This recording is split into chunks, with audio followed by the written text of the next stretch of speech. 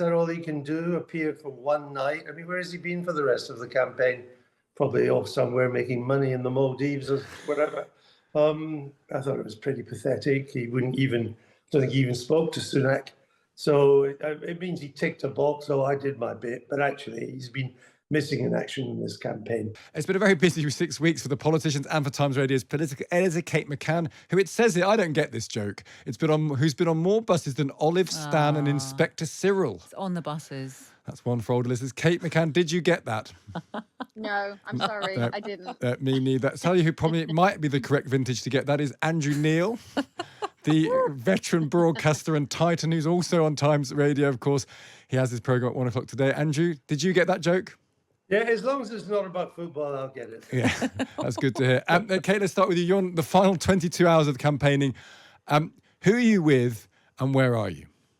Let me paint you a picture, a bit like Nick Ellaby in his swim shorts. I am standing in a field, on a farm, in Wales, in the rain, on the first stop of a number of stops today on Labour's kind of final tilt towards election day. It's the end of the campaign. It's the one where they take flights up and down the country. We may or may not be heading to Scotland shortly and then back down for a big rally at the end of the day. So there's a lot of travel and a lot of red placards, I have to say, a lot of excited people and Welsh cakes. They've given us all Welsh cakes to keep us sweet in the drizzle. Well, that's very good. And what's the mood like? Because we had Pat McFadden on. He's a very cautious man, but actually there was this sense that he was getting ready for government. That definitely came. I don't know if you can spot that tonally, but is there excitement? Is there what's the feeling there? There is excitement, but I think that cautiousness has sort of run right through the middle of this entire campaign. I mean, we've not seen Keir Starmer out and about doing anything like what Ed Davey has been doing, or even close actually to what we've seen in previous election campaigns, where, you know, you might see the leaders having a go on a tractor or, you know, sort of meeting people in the high street. Absolutely none of that. What you get is these highly managed, you know, campaign events where Keir Starmer will turn up here shortly. He'll do a very similar speech. They call it a stump speech, but that's not what it is, because it's not to activists. It is to activists rather. It's not to sort of ordinary voters. It's to people who are already voting Labour. It will be on camera. He'll take a few questions and then he will leave and do the same again. So the campaign has been managed that way because the party is expecting and cautiously hoping to win. But I think, Stig, more than that, Mel Stride's tone this morning was just absolutely extraordinary, wasn't it? Conceding defeat and saying, make us the opposition. Yeah, well, it's like try and make us a better opposition. He was sadder even than Grant Shapps.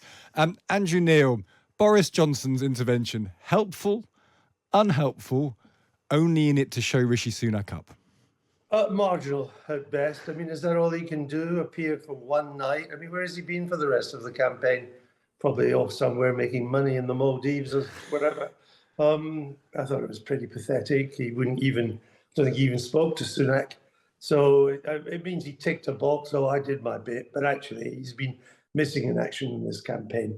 One of Homer Simpson's more famous quotes is, and I feel I can quote Homer Simpson as the man who brought The Simpsons to Britain many years ago, to British television. One of his more famous quotes was, "I'd like to be left alone with my thought," not thoughts, because he only had a thought.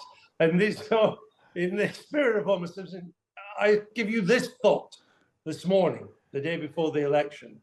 It is perfectly possible that tomorrow Keir Starmer will win a supermajority with a lower share of the vote than Theresa May got in 2017 when she lost her majority. Think about that. And does that mean he's not going to... Is that a warning to him, do you think, that this is not... Because Mel Stride, as Kate was saying, he said there was going to be 10 years of Labour. Yeah, it's a warning. And I said that when Boris Johnson won in December 2019. So be careful of that. There will be plenty of people, I'll probably say it again as well tomorrow night when these results come in, saying this is a majority for 2 terms. And in days gone by, it might well have been, but we live in a febrile time at the moment. Labour's majority is going to be massive, partly because the non-Labour vote is going to be split between Tory, Reform and Lib Dem. Yeah, that's the reason. But the truth, and this will have to guide him in governing, it means he'll have to be careful, is that Labour's majority is as wide as the ocean. but it's as shallow as the village pond.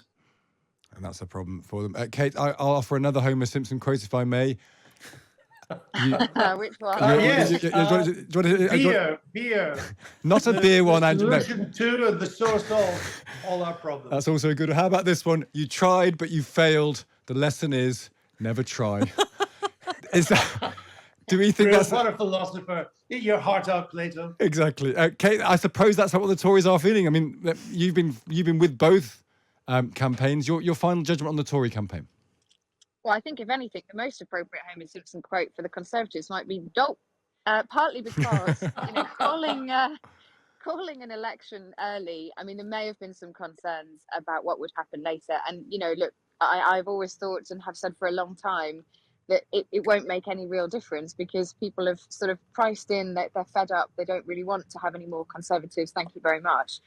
But I think, this campaign, it's been run as if it has been a surprise for the Conservatives instead of a surprise for Labour. And Labour has been incredibly well organised. Now, you can criticise, the way the campaign has felt, a little bit cautious, a little bit stale perhaps, but it has certainly been incredibly well organised in a way that lots of people have questioned the Conservatives campaign. And, Andrew raises that point about how sort of deep the majority will be for Labour. I asked that question directly to Keir Starmer yesterday. What happens if you win a huge vote, but actually you get less in terms of vote share than Jeremy Corbyn did? And Keir Starmer sort of batted away this question, said he wants a big mandate. But I think the question is, what does that really mean? And what does it mean for how Labour governs? Yeah, they're great points, and we're going to find out. And it's great to have that experience with both of you. Kate McCann, our political editor, Andrew Neil.